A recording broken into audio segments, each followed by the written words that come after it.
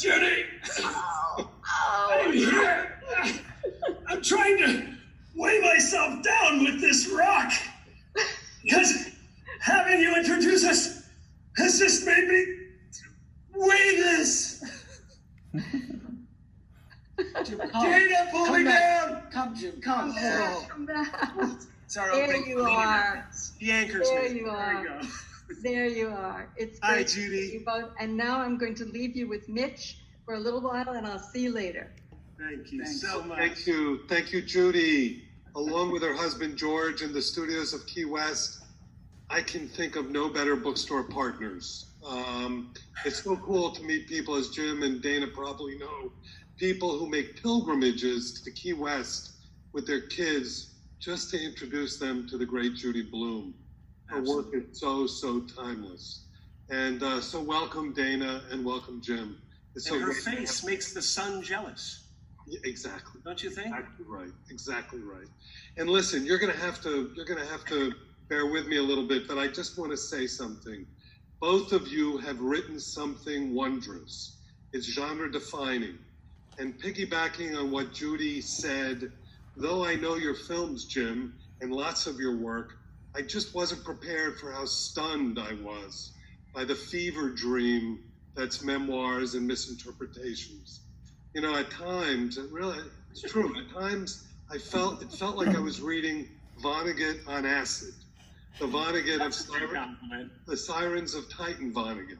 But other times, I was overcome with a lyricism that reminded me of the best of Michael Ondaatje, who wrote Running in the Family, another kind of memoir that was, kind of made up in many places. I was riveted. I was moved. It was cathartic, it was voyeuristic. It tested my notions of fame, of time, of reality itself. But I have to say that mostly it was just a hell of a lot of fun. It was a great mashup of everything Jim carried. And I can't thank you guys enough for coming tonight. But I also want to say, on a personal note, I thank both of you for supporting independent booksellers as much as you do, and in the message that you always give to all of us. So important. You guys are the lifeblood of this world, of the literary world. You're the pulmonary system. You pump ideas through our veins, and it's wonderful. So the question that I have, and the question that a lot of people have, is, what brought you guys together? We writed a book. The Aeneid. The Aeneid. I went to Jim's painting studio in the West Village, and he was painting scenes from a life.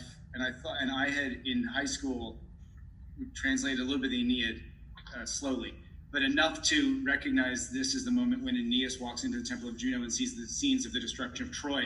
And there was a painting of Malibu in flames. There was a self-portrait that had been slashed and stitched back together. And I thought, well, there's a narrative here. And then we started talking, and we realized we were both insomniacs. And yes, absolutely. Yeah. And that's true. I was slashing myself and sticking myself back together again.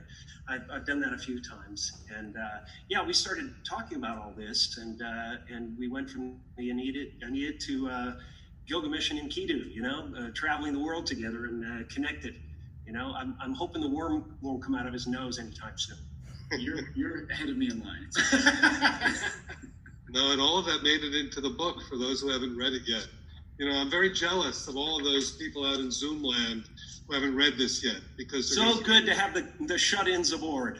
Yeah, I know. Wonderful. There are thousands of people out there. Wonderful. And I envy them because they're in for this great treat to be able to experience your book for the very first time. And you got the Epic of Gilgamesh right in the book as well, didn't you? That's right. Me and Rodney. So what was it like for both of you to be working on this book while I think you were living on opposite ends of the country, weren't you, at the time? Yeah, we were the meeting of the coasts. It's never happened before.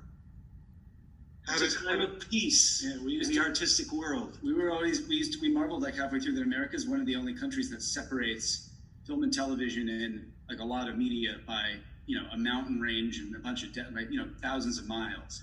That is true. And it was great to get together, and it was a conversation. It was a Skype conversation over years. Yeah. And we were exploring all kinds of apocrypha on social media and YouTube and all those things, and kind of exploring it together. this crazy history, and we started to notice actually how much of our our actual cultures are that. Things that are made up, King Arthur and the Knights of the Round Table, and going back to Dante and the Inferno, and it's a grand tradition. And so it started out as kind of a mind meld. You guys were just sort of kind of going, sort of playing off each other and talking about life and the world. After we first met, I remember it was a little bit of working, and I thought, well, he's really wonderful and brilliant, and I'll probably never hear from that guy again. And then I looked at him. I was in Park Slope in early bandwidth, I think I was stealing a neighbor's Wi-Fi, and the phone rings. It's Jim Carrey. He's like, "What are you doing, man?" I'm like, "I don't know. What are you doing?" He's like, and he was watching the Barrymore Jekyll and Hyde on Netflix, on what was early Netflix, and actually, which ended up informing the story because Mao kind of becomes right. He's the Hyde to Carrey's Jekyll. Sure, Right? sure, absolutely. And well, every part I do is the Hyde. I'm always talking about the Hyde. When I hit a stage, when I get in front of people, the guy that walks in with the fake rock is Hyde. He's a friendly Hyde, but he's Mr. Hyde. Sometimes I get off stage and I think to myself, I wasn't there at all. Hyde just took over, And this book, although we are, playing with characters and playing with falsities, we really captured something deeper, than the words. I think if you're really interested in knowing who I am, it's buried not far from the surface of this of these wild imaginings. Well, you say about this book that none of this is real and all of it is true, right? Doesn't that kind of sum up the book to a large extent? So to sort of follow up on that, how does a fictional memoir get the reader closer to the truth of somebody more than a memoir might? Is there any other kind of memoir? Tell him about your glossary. There you go. There's a new edition of Bill Clinton's memoir that has a different component. A glossary of creepy things I left out. Right. I think that would make it honest. You have to be careful. It's a Knopf book. They may actually decide to put it out. We have a dispensation. Pick that up and run with it. It'd be great. You're exhausted, so. So We David, always thought that the memoir was this very problematic form because there's, at the very least, there's lies of omissions. Often you're not even being told the truth about who did the lying because it's a different person who wrote it. Or a complete reordering of the events so that it looks good. well, when I read this, I don't know what's true and what's not, but it doesn't really matter because I got a sense of who you were. Because what this does is explains your own philosophy about life, your philosophy about religion, your philosophy about How I politics, think as a comic. how you think as a comic. Italy, in Rome, where I kind of scope out what the physical bit that I'm about to do is really how I think.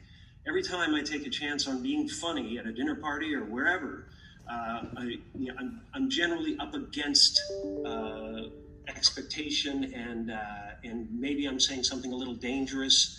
And you never quite know. So you're always gauging as a comic. Within a split second, you have to make a decision of whether the tide's in and you can take the dive. Right, you're like a right. cliff diver.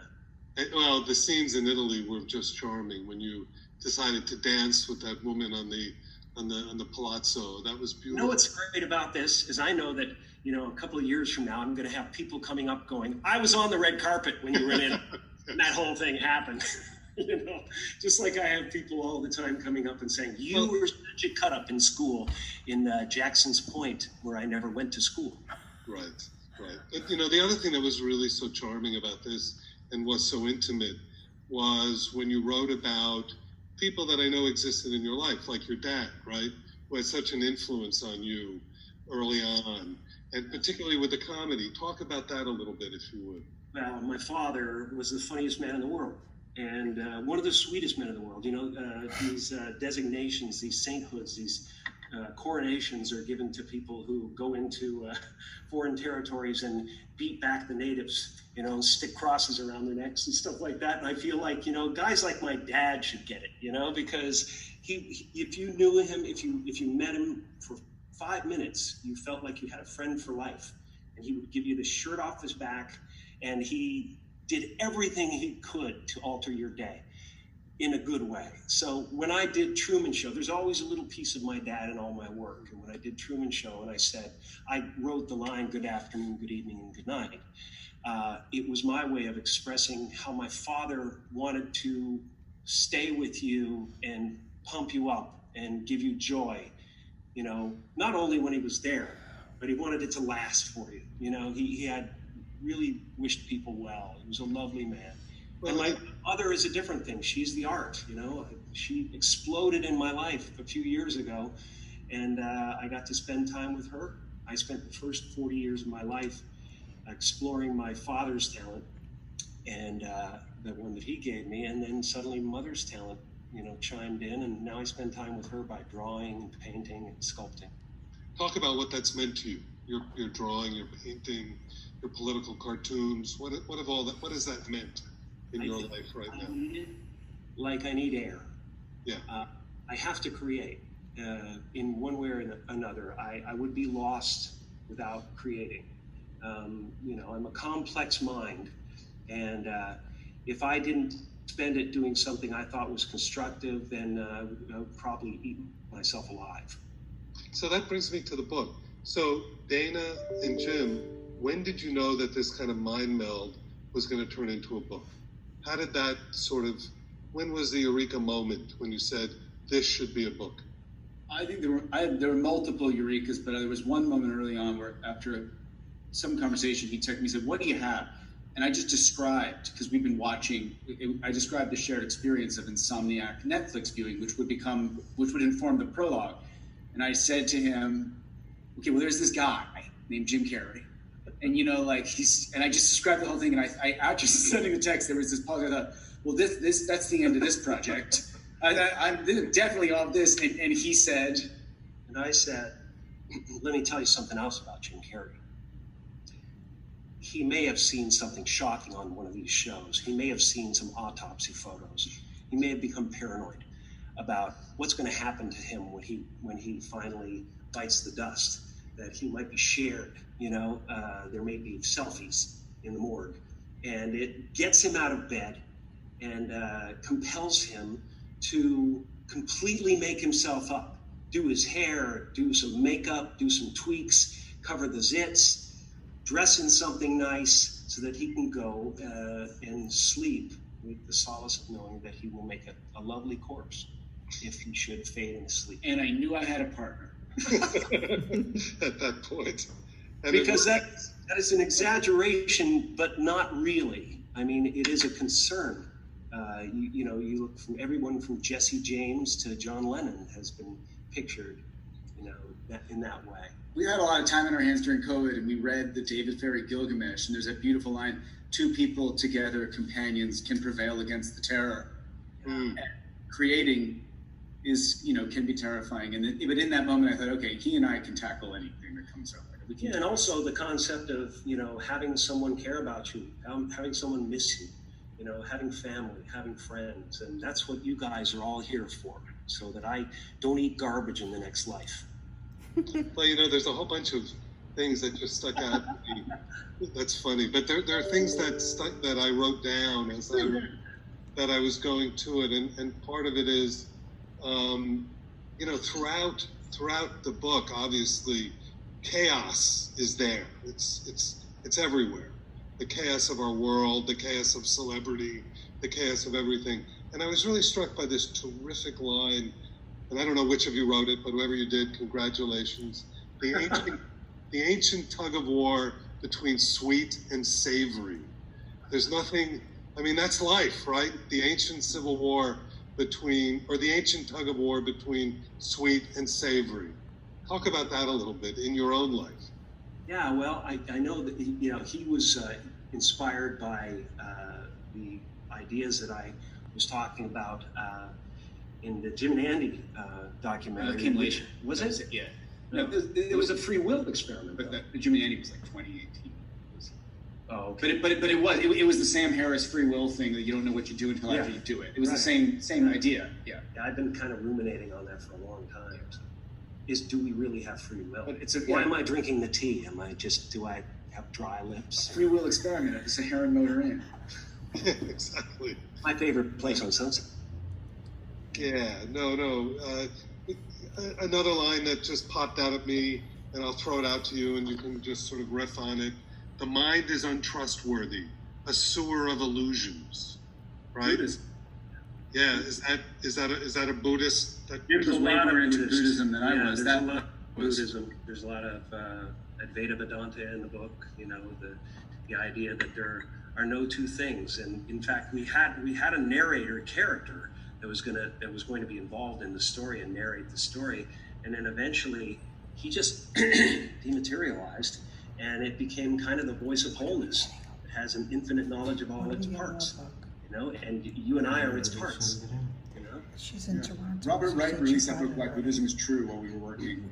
And I thought he had a fascinating anthropological view of the Buddhist idea that your brain is evolved to keep you alive, not to inform you as to what's around. Right? And that's like a horrible thing to encounter because it's totally true. yeah, no, that's great. The body and the mind. So if that means making you a total robotic in civilization, that's cool.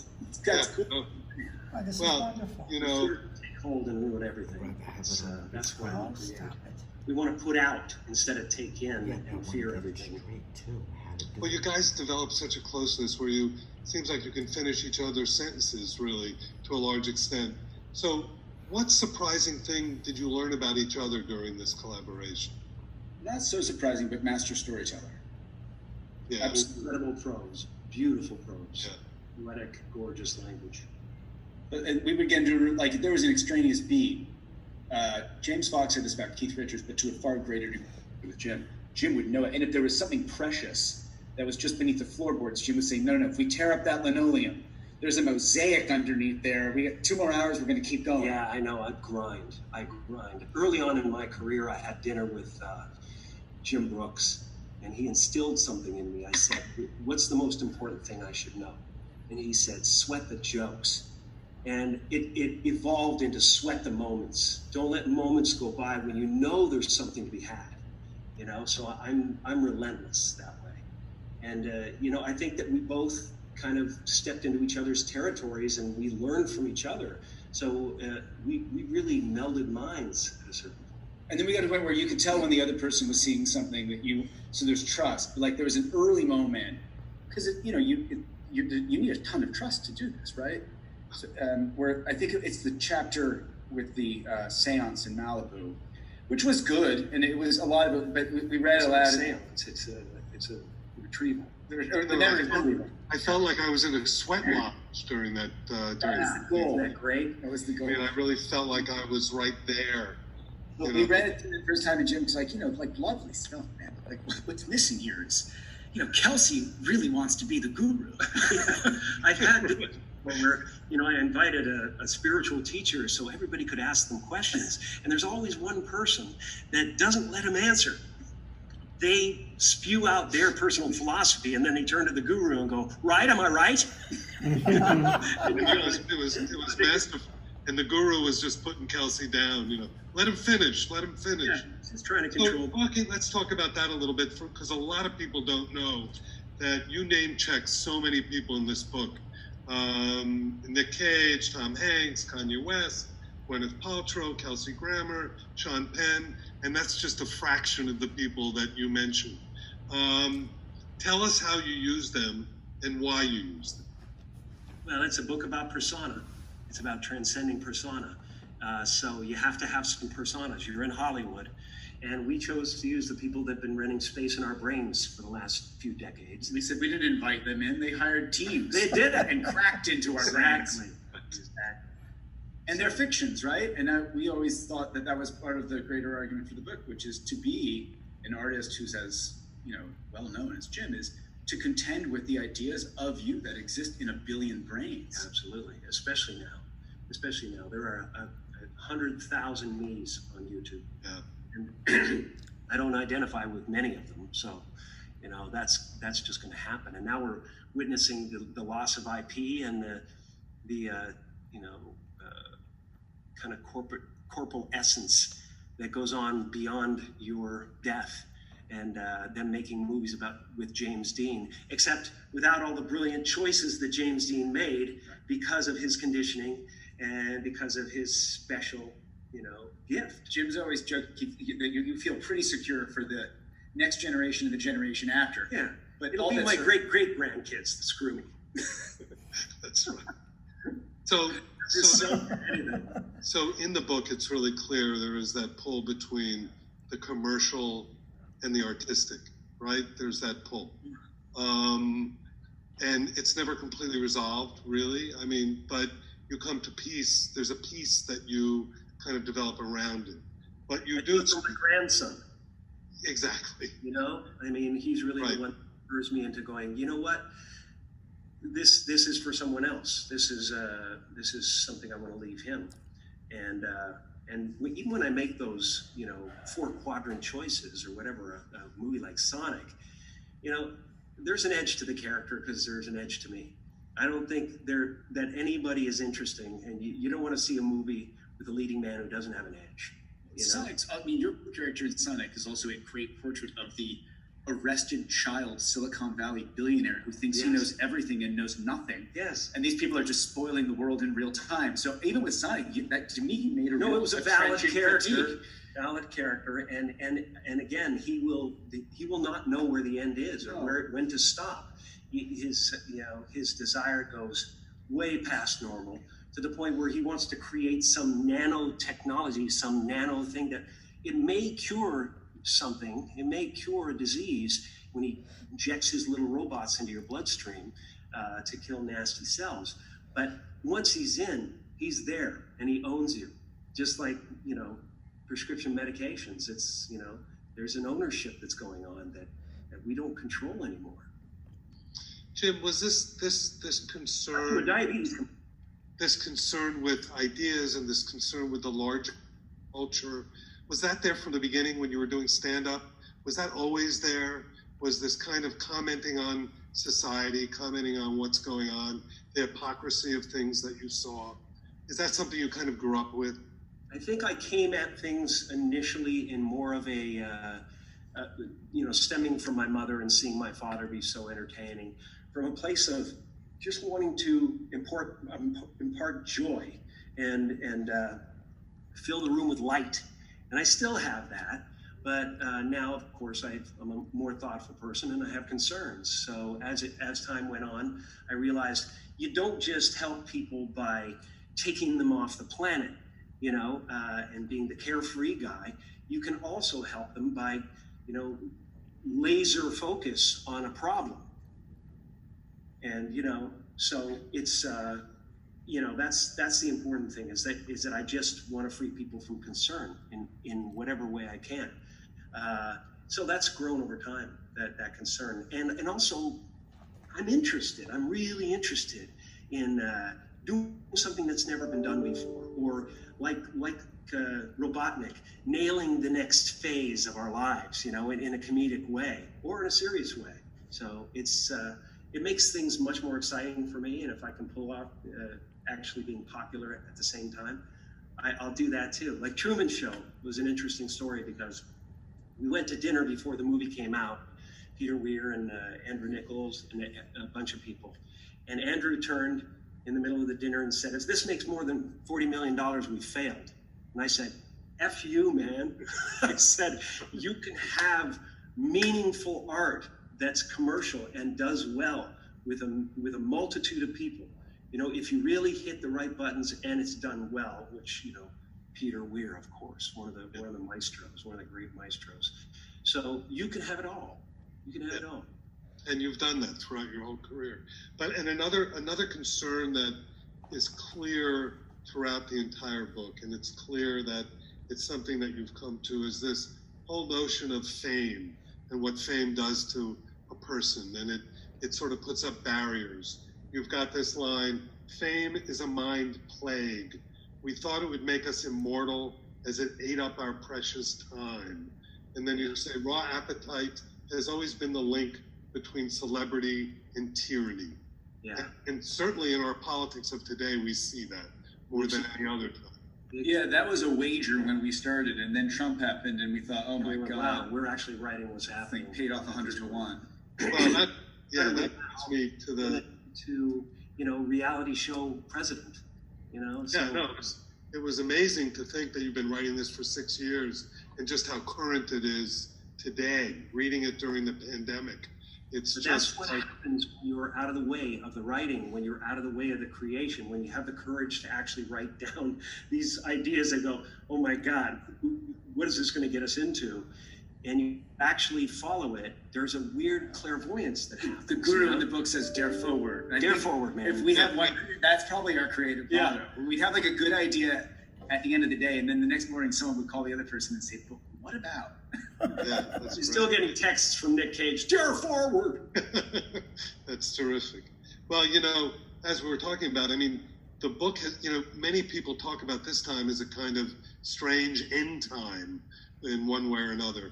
And you do have an end time in your book. Well, I'm not doing, it's no spoiler alert, but there is an end time there. But your end time is a peaceful end time. It's this thing that brings peace, tranquility.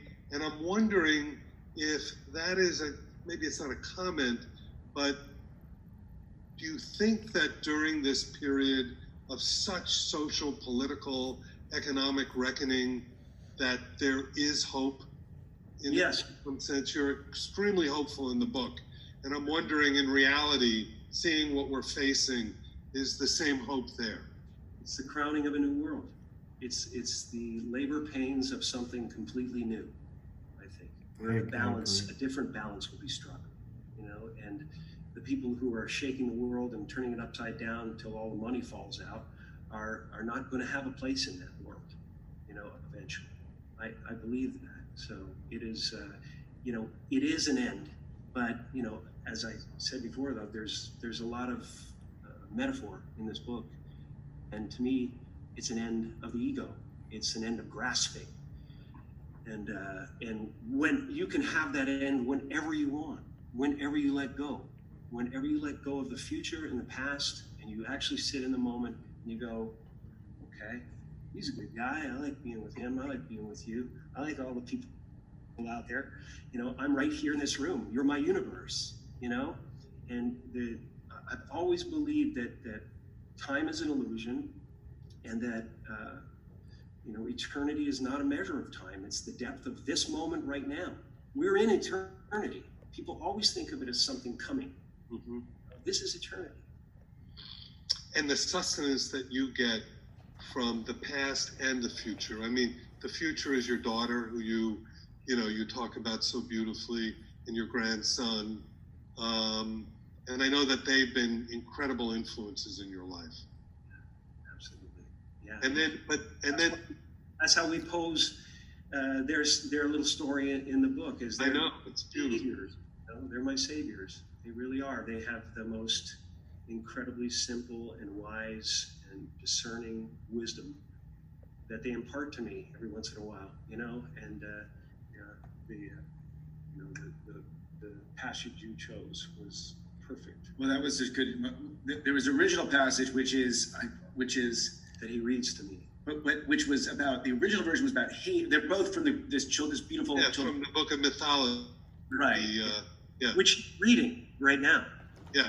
Oh, are you? This is actually he's yeah, a right. junior classicist. I'm really impressed. I know, it was amazing. I was just like, what? No, so you chose a different passage than The original one was because he's in a depression, right? So the obvious was that in Anvil would have to fall for 9 days, 9 nights. Too dark on dark, you don't want. And Jim said, it's just not. We noodled on it. We stopped work, and then it was, of course, hang on, there's another. And pre-Christ, Prometheus is quite hopeful, right? Given what they were dealing with, and the Promethean story mattered, and then comes back in at the end with describing the people from the past who didn't make it into central narratives, but did their part to keep the human candle burning. Yeah. And also, the thing that was also so beautiful to me, as someone who's been a bookseller for 40 years, and I'm also feeling this myself, is that we have to acknowledge the people on whose shoulders we stood. So the scene that you have, the series of scenes with Rodney Dangerfield, talk a little bit about that. That was, that went right here. Rodney was a mentor and a friend, and somebody who accepted me whether I was experimenting or whatever it was, he supported me completely. I'm still quoting Rodney when I walk around, when I meet young people that are striving to do something, that you got to make the tank so strong no bonehead can stop it. You know what I mean? Things like that, this simple wisdom that he had. And we had a tremendous experience together from when I was completely green, and he looked at me and he said, "Have you ever been in love, kid?" And but he enjoyed me, and he enjoyed my father especially. My father was so right there with him, with the jokes and everything, and we were like a tag team. We even said that one day. We're like a tag team of comedy. We're a tag team of comedy. That's beautiful, And Joint? yeah. He offered my dad a joint the very first time he met him. Yeah, we were at Caesar's Palace, and my dad came down to see me at Caesar's Palace. And I said, "Yeah, let's go meet Rodney." And we walked in, and he's smoking a joint. And he said, "Oh, sorry." I said, "This is my dad, Percy, Rodney Dangerfield." And he said, "Hey, Percy, sorry about this, man. I'm a fucking pothead, man. You know what I mean?" And sorry if there's kids out there. I said, "I'm a pothead, man. You know what I mean? I can't. It makes me creative, And he says, "You want to hit this, Percy?"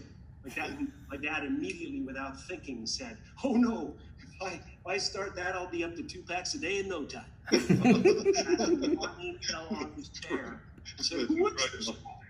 Like that. And from then on, they were fast friends. It was beautiful. And I think I read somewhere that Rodney left you something, right? What did he leave you? Yeah, he left me. Joan gave it to me after he passed. It was a beautiful, beautiful leather-bound box with his favorite shirt in it that he wore all the time, made him comfortable, and his pot pipe, which was a great help for him. So That's great. That's great. Yeah. I also have to say that for those of you who haven't gotten the book yet, it's just gorgeous. The book itself is just absolutely gorgeous. I know that kid designed it, but I know that the artwork is yours, Jim, right? And then there's a really cool story behind the photograph. Yeah, Want to tell that story? Well, it was the time we were in Hawaii, and I was working with Dana at about 8 in the morning on Skype, and my assistant Linda Hill called me, and she was emotional and on FaceTime, and she said, "Chief, the missiles are coming." And I said, "What?" And she said, "The missiles are coming. We have 10 minutes. They're supposed to land in 10 minutes. And should we get together? Should we try to meet up or anything like that?" And I said, "Well, you're 40 minutes away. I don't want to die in my car." And we said goodbye. And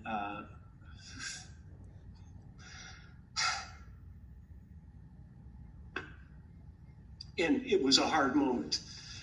And but it was not what I expected.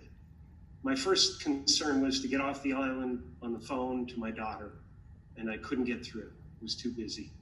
The second thought I had was, what an odd way for all this to end. And then I just said, what am I going to do with this moment? I decided, instead of hiding under the stairs or doing whatever people were told to do, I just put a chair on the lanai and I looked at the ocean. And I watched the whales jump out of the water, and I started into a list of gratitudes for the life I've led, and it was so fulfilling. I could have gone on forever with that list. There literally are so many blessings that I can pull up in my mind, and I thought to myself at the end of it, when there was 2 minutes left before the missiles were supposed to land. And I was in a state of grace, and I realized this wonderful feeling that, I had done something good with my life, and it wasn't just about me; it was about people, Well, thank you for sharing that, Jim. And the tenderness comes through in spades all throughout the book. It really, really does. It was, for a book that's all over the place, it was so tender as well. So. Thank you. I'm glad I got to say some things about Chaplin as well. I was going to ask you about Chaplin's cane, the thing that you say for fire. If they check out my tweet with the reading of the Chaplin piece, it's about Chaplin's cane and the fact that, he had political concerns and he was fighting the power all the time. but he wasn't fighting with a knife or a gun. He was fighting with a cane, this beautiful gestural tool that was like a baton of a maestro, you know? So I admire him so much for that and for turning all these kind of normal moments that could be kind of mundane into something beautiful. He didn't kiss somebody. He kicked their legs out from under them and caught them and then kissed them or something or whatever. There was always some beautiful approach. And that's the dream, you know, to turn life into something beautiful, to turn pain into something beautiful. Well, we thank you for all that you've done. And Dana and Jim, can't thank you enough for this book. And before we go to the audience questions, I'm in Miami, so there is a question I have to ask you. What is it about mangoes?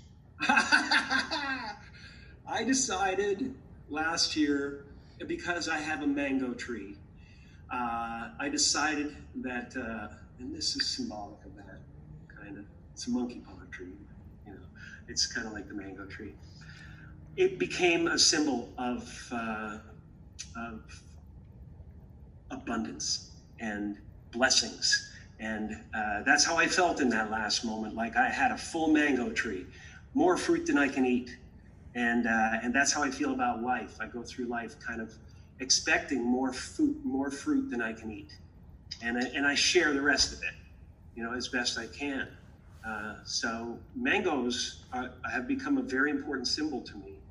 And although this year has been probably one of the roughest in human history, and I'm feeling all of that, there are still mangoes. You know, this hard work that we did together, this book is a mango, and we want to share it with people because it's given us such incredible blessings. I mean, so much enjoyment, so much fulfillment that we want people to experience it. You know, how do you feel about the mangoes, man? It was also, there was an anti-Trump element, which was this narcissist wants us to just keep talking about him. Why don't we focus on something that is the hard opposite of him, which is this mango that's just sweet and asks nothing of you? Yeah, Absolutely. it just shows up and it falls off the tree and it rolls down the lawn and you walk out of your house and you pick it up and you make juice out of it or you eat it right And there. it can even be a tree in your neighbor. It's And a there's tree. plenty of money for everybody. It can even be in your neighbor's yard, and you can still it still falls into yours. so listen, it really, you guys did something very, very special. I can't thank you enough. Let me go to some questions.